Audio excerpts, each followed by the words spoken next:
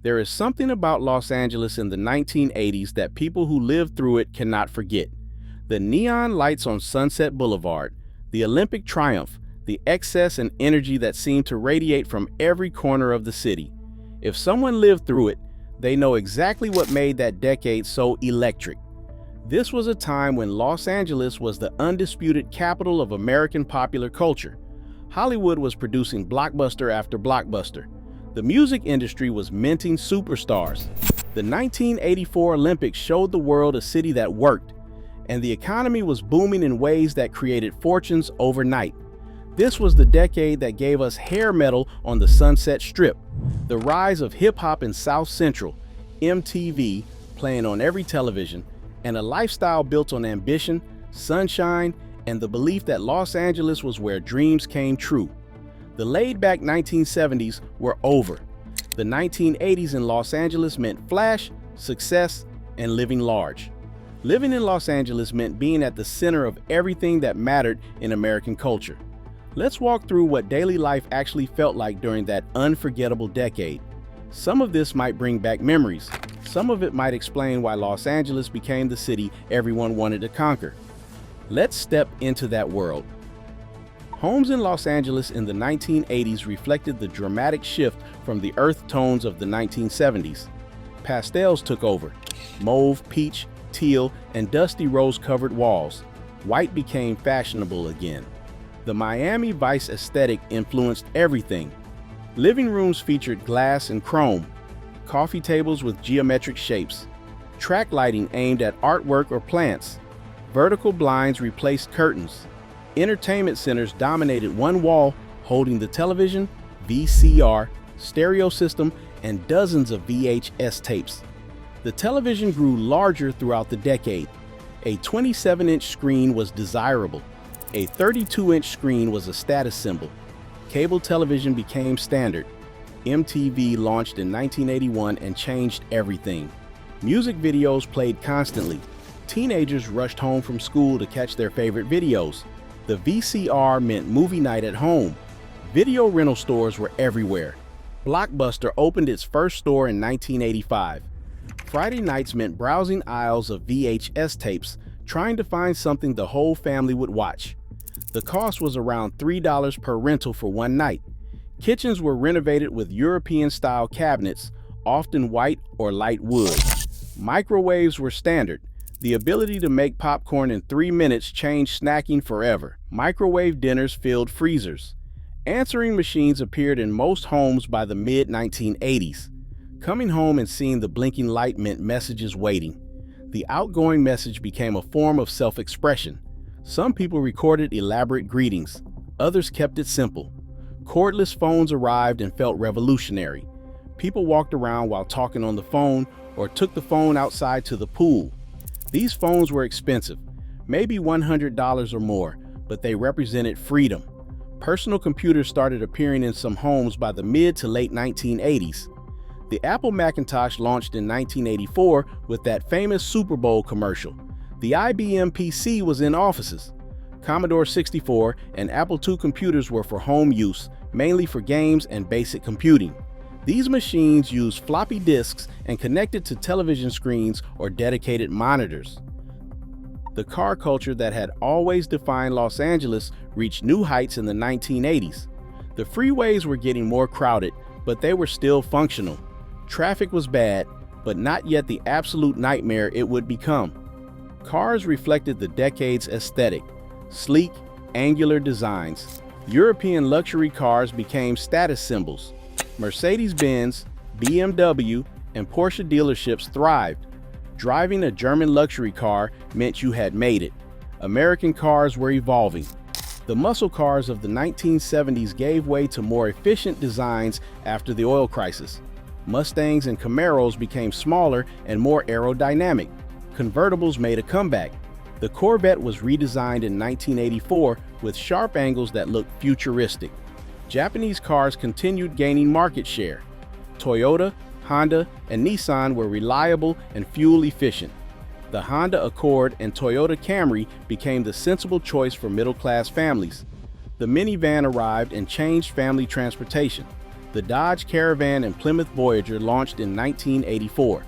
These vehicles offered space, practicality, and comfort. Families that had struggled with station wagons embraced minivans. Car phones appeared in luxury vehicles. These phones were mounted in the car and connected to a network of cell towers. They were expensive to buy and expensive to use, maybe several dollars per minute. Having a car phone meant you were successful and important. Customization remained huge in Los Angeles car culture. Lowriders cruised through East LA with hydraulic suspension that made the cars bounce.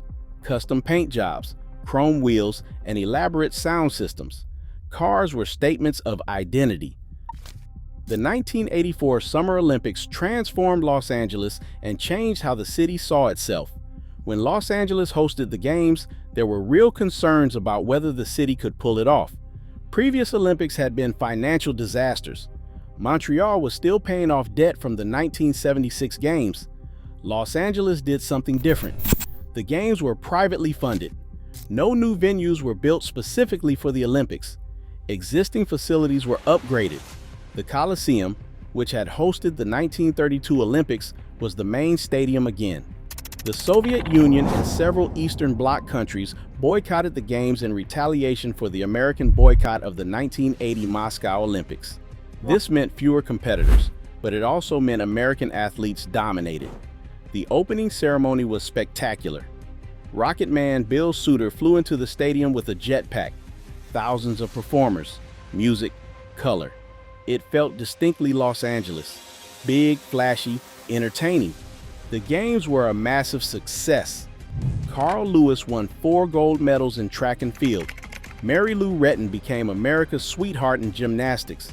The United States won 174 medals total, far more than any other country.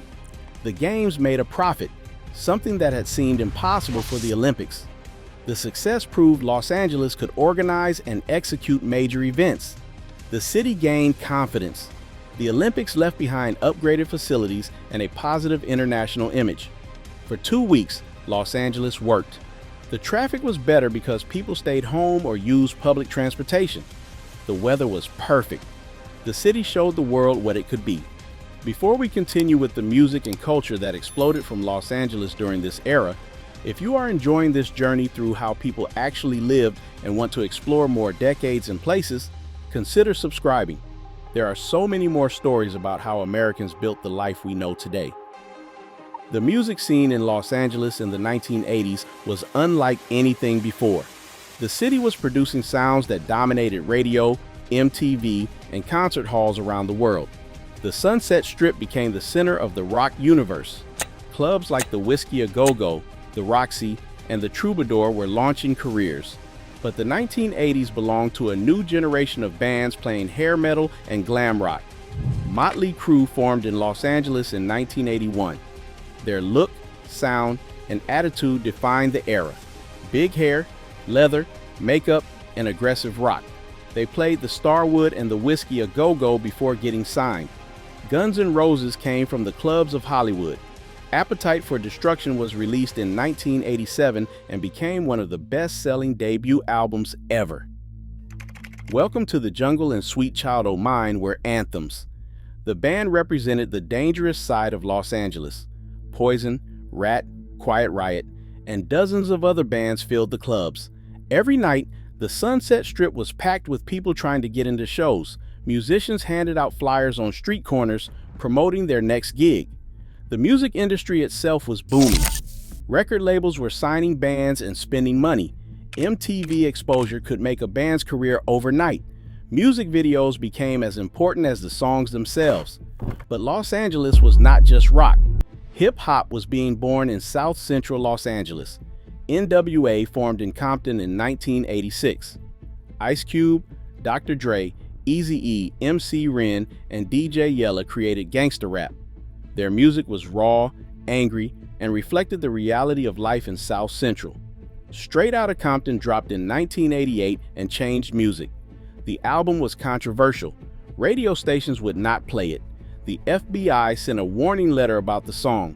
But the album sold millions and gave voice to communities that mainstream America ignored. The contrast between the Sunset Strip and South Central showed two completely different Los Angeles experiences happening simultaneously. One was about excess and partying. The other was about survival and protest. Hollywood in the 1980s was the dream factory working at full capacity.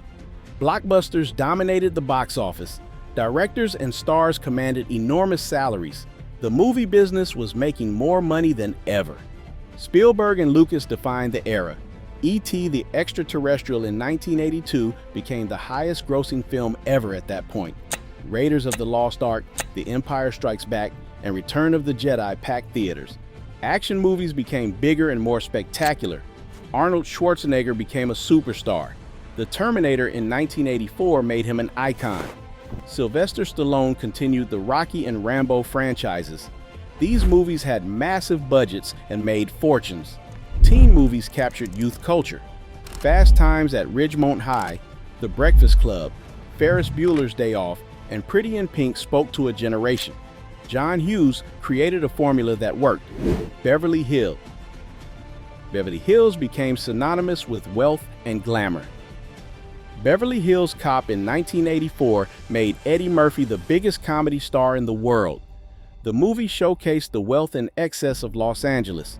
Television production was centered in Los Angeles. Sitcoms dominated prime time. Family sitcoms like The Cosby Show, Family Ties, and Growing Pains were popular. Dramas like Dallas, Dynasty, and L.A. Law drew big audiences. These shows employed thousands and made Los Angeles the center of television production. Working in the entertainment industry was the aspiration. Everyone knew someone who worked in movies or television or music. Writers, actors, producers, directors, and crew members all chased that dream. The industry employed hundreds of thousands directly and supported countless businesses indirectly. The lifestyle in Los Angeles in the 1980s was about being seen and making statements. Fashion became bolder. Shoulder pads and blazers and dresses, bright colors, neon, athletic wear as everyday fashion. Members-only jackets and Guess jeans were everywhere. Ray-Ban sunglasses became even more popular after Tom Cruise wore them in Risky Business and Top Gun. Fitness became an obsession. Jane Fonda's workout videos sold millions. Aerobics classes filled gyms. Spandex and leg warmers were everywhere. Running and jogging exploded. The Los Angeles Marathon started in 1986 and drew thousands of participants. Shopping meant going to the mall. The Beverly Center opened in 1982, a massive mall in the heart of Los Angeles. The Glendale Galleria, Sherman Oaks Galleria, and South Coast Plaza attracted shoppers from across the region. Malls were social spaces where teenagers hung out and where families spent Saturday afternoons. Rodeo Drive in Beverly Hills was where the wealthy shopped. Designer boutiques lined the street. Seeing celebrities shopping was common. The stores had staff that catered to every need. Food in Los Angeles was evolving. Wolfgang Puck opened Spago in West Hollywood in 1982. His California cuisine with gourmet pizzas and fresh ingredients changed fine dining. Suddenly, vegetables and lighter fare were fashionable. Sushi went mainstream in the 1980s. Sushi restaurants opened across Los Angeles. What had been exotic became trendy. Business lunches happened at sushi restaurants. Mexican food remained central to Los Angeles food culture. Tacos, burritos, and nachos were everyday food. Fast casual Mexican chains like El Torito expanded. Fast food continued its dominance. In-N-Out Burger was a Southern California institution. Carl's Jr., Jack in the Box, and national chains had locations everywhere. Drive-through service meant convenience. The 1980s in Los Angeles were not perfect. The decade had serious challenges that affected daily life for many residents. Gang violence escalated throughout the decade. The crack cocaine epidemic devastated communities, particularly in South Central Los Angeles. Gangs like the Bloods and the Crips were at war. Drive-by shootings became tragically common. Entire neighborhoods were caught in cycles of violence. The Los Angeles Police Department was aggressive and often confrontational, particularly in minority communities.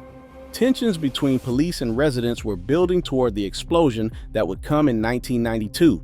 Housing costs were rising dramatically. The affordable Los Angeles of previous decades was disappearing. Real estate speculation drove prices up. Modest homes in decent neighborhoods cost fortunes. Renters faced increasing rents. Homelessness became more visible. Smog remained a serious problem. The air quality in Los Angeles was among the worst in the nation. Brown haze hung over the city. Children were told not to play outside on bad air days. California began implementing strict emission standards. Despite the challenges, Los Angeles in the 1980s represented possibility and success. This was the city where people came to make it big, in entertainment, in business, in whatever field they pursued. The decade saw fortunes made in real estate, technology, entertainment, and finance. The economy was booming for much of the decade. The stock market soared. People felt rich and spent accordingly. What defined Los Angeles in the 1980s was ambition combined with excess. This was the city where bigger was better, where success meant showing it, where the culture being created influenced the entire world. The music from Los Angeles dominated radio. The movies from Hollywood dominated theaters. The television shows produced in Los Angeles filled living rooms across America. The fashion, the lifestyle, the attitude all came from Los Angeles. For those who lived in Los Angeles during the 1980s, it was a time of energy and possibility.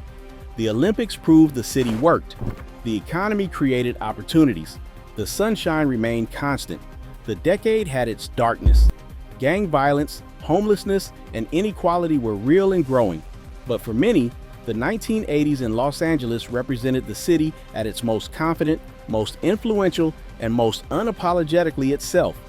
For those with memories of this remarkable era in the City of Angels, there's always more history to explore.